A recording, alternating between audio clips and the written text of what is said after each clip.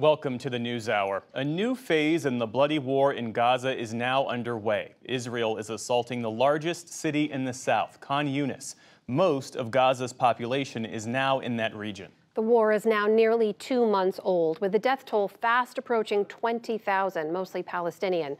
Despite pleas for more precision and fewer civilian killings from the U.S. and other Israeli partners, the thunderous campaign to root out Hamas in Gaza continues. After weeks of fighting Hamas in Gaza's north and a week-long pause in fighting, a new phase in the war as the IDF enters Gaza's second-largest city. Those who thought that the IDF would not know how to renew the fighting after the pause in fighting were mistaken, and Hamas is already feeling this.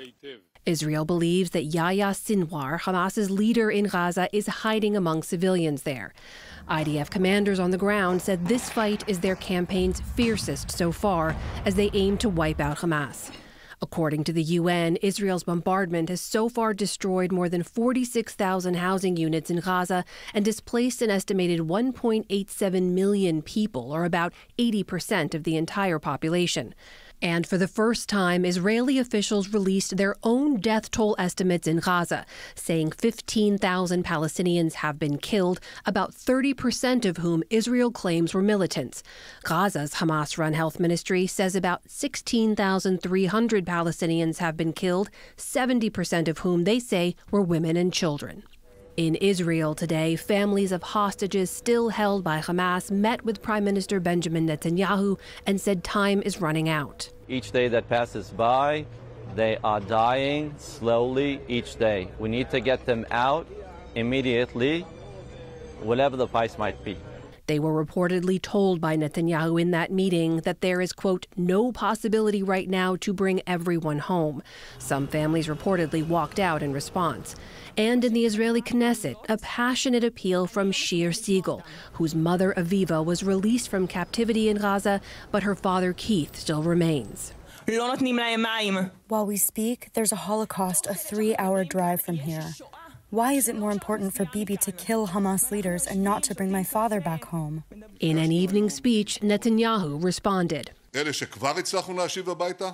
Cabinet members and I met today with families of the hostages, those who we've already returned home, and those who we are doing everything we can to get back.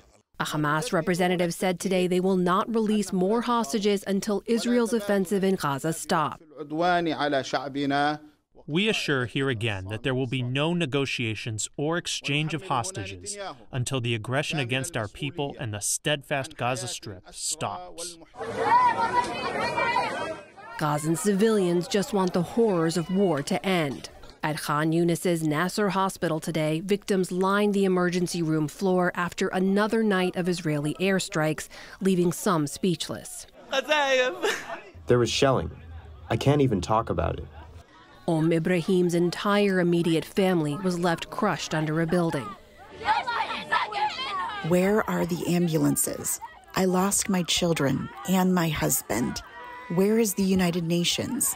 My children, since 10 p.m., are still under the rubble. Residents of Khan Yunis, once declared safe by Israel, are now trying to escape to the southern town of Rafah on the Egyptian border. Awaiting them there, a swelling humanitarian disaster, a line of hundreds at the only working water station in the city. Ahmed Al-Attar has to walk more than a mile every day to fill up. You have to wait for 3 hours in line. You hold water on your shoulders. The situation is very hard. We take a bath once a month. I am 63 years old, and I'm carrying the gallon on my shoulder for more than a mile. Others are packed into tent cities with no idea where they'll go next. Meanwhile, after a surge of settler violence against Palestinians in the West Bank since the war began, the U.S. State Department, in a rare move, imposed travel bans on dozens of Israeli settlers.